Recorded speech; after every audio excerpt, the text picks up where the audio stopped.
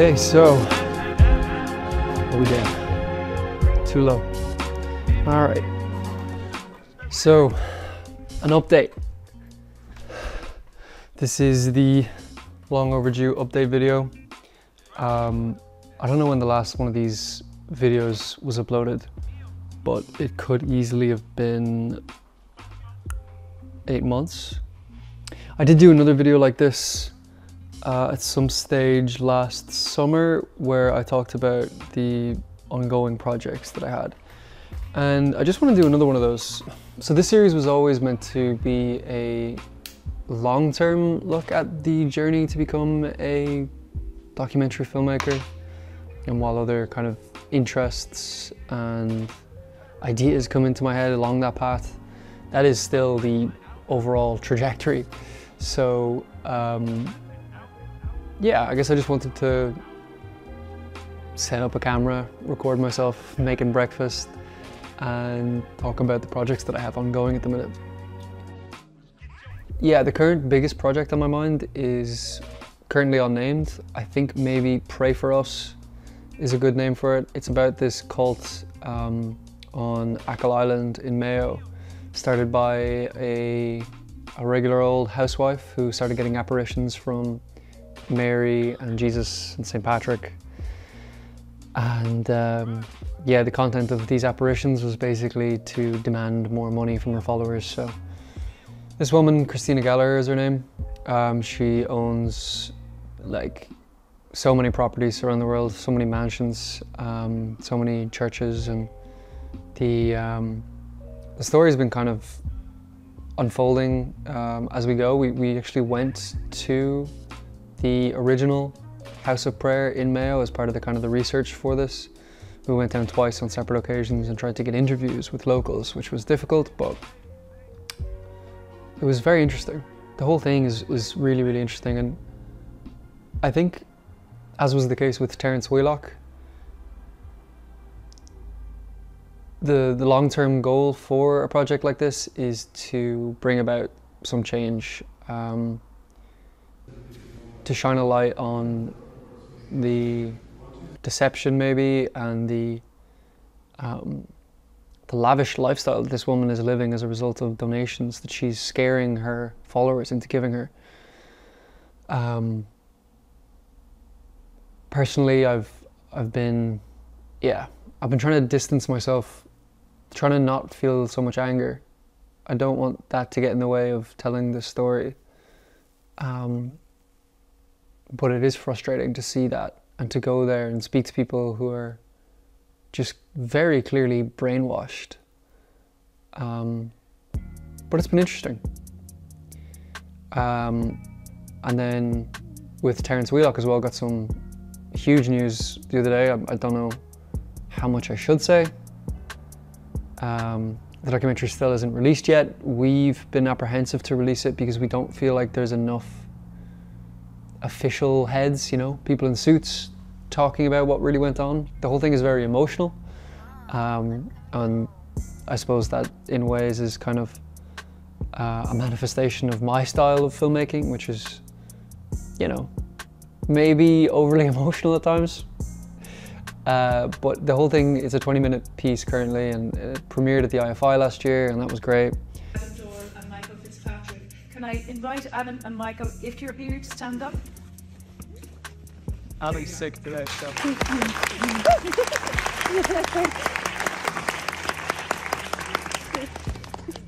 But it feels very emotional, and the accounts given in the documentary are all kind of family members and friends.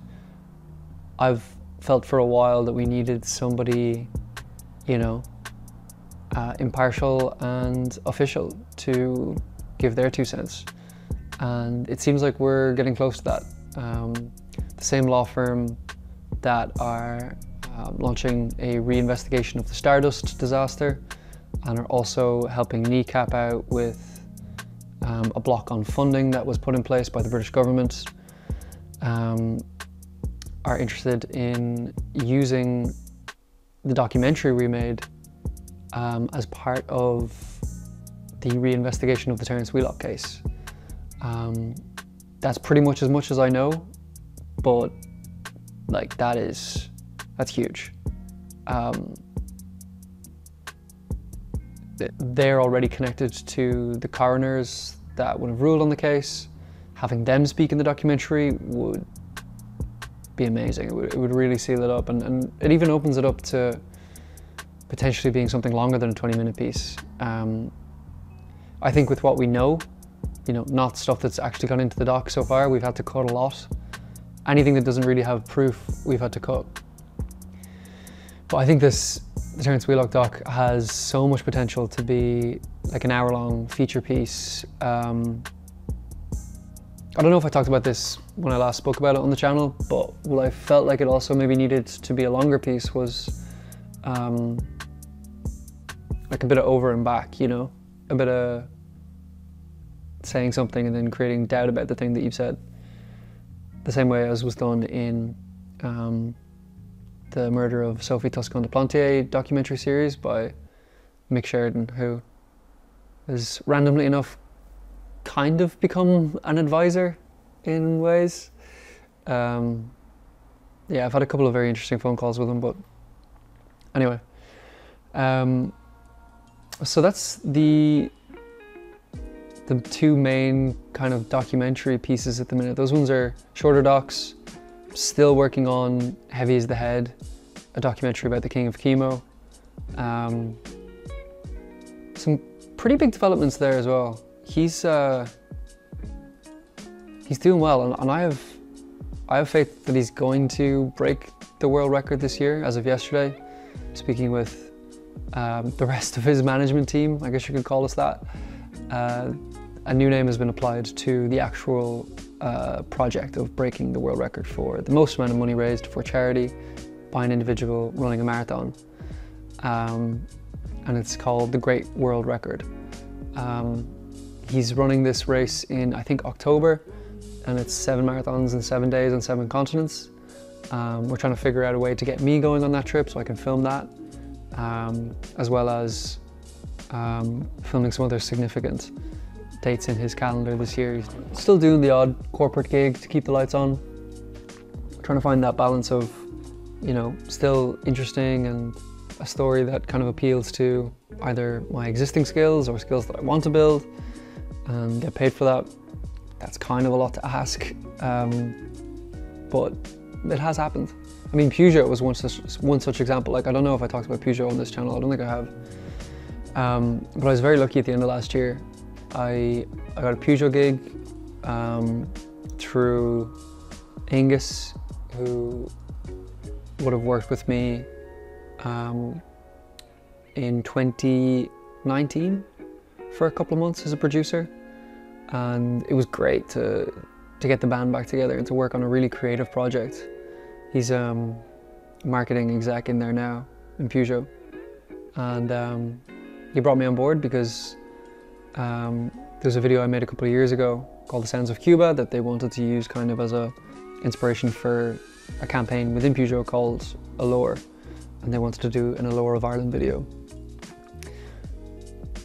And I'm really happy with how it turned out. I think it's a big milestone in my career as well to work with a brand like that in a creative kind of project way. Similarly, I've started doing some kind of quite simple but effective stuff with Diageo. There was one big campaign at the end of last year as well for Grow with Guinness, which is kind of a scheme on training bar staff into how to properly pour a pint. And that was interesting, got to hire a small crew for that. Hired an editor, did most of it kind of remotely. I was actually in Lisbon at the time of the second day of the shoot. So it was really cool, and it's the kind of project that I want to do more of because it was simple. Fair enough, there was a lot of responsibility, but by kind of organizing myself and the team well, it ended up being, yeah, obviously a very profitable shoot. And by doing profitable shoots like that, I can spend more time doing the more fulfilling stuff that has greater potential to actually improve people's lives, whether that's just by entertaining or the old classic encouraging them to have empathy for themselves or the people around them. So yeah, that's still the direction I'm going in. I've started, because like when you're a videographer in a place like Dublin, and fair enough, you have your network and you have the agencies that you'd work with relatively consistently, bringing you jobs that they think fits your skills and your budgets. You still, or at least I still felt like I could do more than what I was given the opportunity to show. So I wanted to create a spec ad for Nike. And there's so much I could say about this, but I'm actually already, just after, I think it was during the week, and it actually kind of gave me the confidence to do this. I know I'm fucking starting and not finishing thoughts here. I fucking do that too much. But during the week I recorded a behind the scenes video, me sitting pretty much here talking about the spec ad that I made for Nike, which was sponsored by a brand called Adamus, who do camera monitors. And they sent us out some monitors, and in return I made a behind the scenes video thanking them and talking about how good the monitors are. So that was Tuesday night. Today is Friday afternoon, and yeah, just filming that video during the week, and some conversations I've had recently with people who enjoy these videos has kind of encouraged me to start doing more of them. So I have been considering, like with this new BTS video, should that go on like a new YouTube channel, and then should I continue with this channel for the more kind of personal vlog style things? I think an effect of that would be, it would just actually be a lot of work. I don't know if I can take on more stuff like that. So yeah, maybe the Nike Spec behind the scenes can just sit on this channel, this can sit on this channel. And yeah, I'm looking forward to getting back into posting more here and on Instagram and maybe TikTok as well, because I don't know, I think I have potential. I do. I think I have a lot of potential to make good stuff and work with interesting projects and people to create things that can help, essentially. And that brings me a lot of fulfillment. So yeah, that's the crack of me. Doing pretty well. Social life going good, going skiing tomorrow for 10 days. For the first week with the Athlone lads, and then for the following 3 days with Gero and Lork. So yeah. Family's doing good. Dad threw another bit of a wobbler there at Christmas, which kind of spooked us all, but you know, we're all coming to terms with it from what I can see, and we are strong, and we're all good at talking to each other. So it's an interesting one. And what else is interesting is, I don't know, should I be talking more about this on this channel? Like, I often think about deleting that video about my mum's diagnosis as well, where I'm crying, and I don't know if it needs to be said or not publicly, but I guess I, at the time, wanted to be vulnerable, and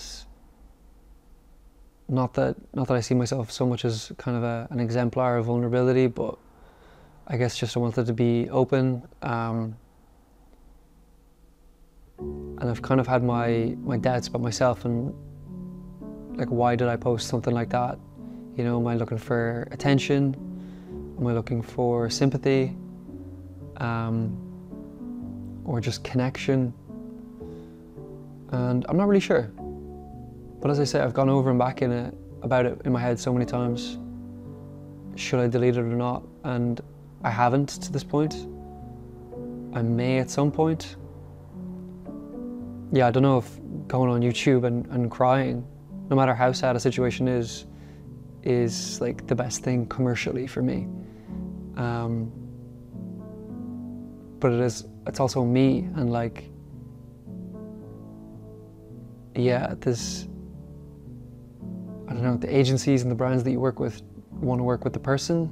I think you can have like the biggest arsenal of equipment and the most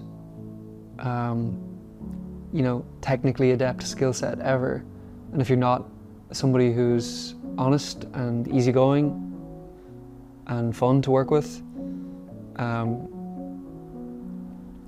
yeah, I don't know, I tend to just think that the latter of those two creators would be the one chosen by prospective employers. I know it's time to end the video once I start getting wordy, but yeah, so this has been a long overdue update on some of the most fun projects, interesting projects that I'm doing. I think I'm gonna not do a massive edit on this. I'll probably just put some music underneath it and upload it. I don't know if I'll even, go through it and cut. Probably won't. But I did record a nice little intro sequence, so I'll edit that. That'll be fun. Anyway, if you've watched this far, thanks. I appreciate it. And yeah, peace, power, and love as always. And I'll see you in the next video. Maybe when I'm back from skiing.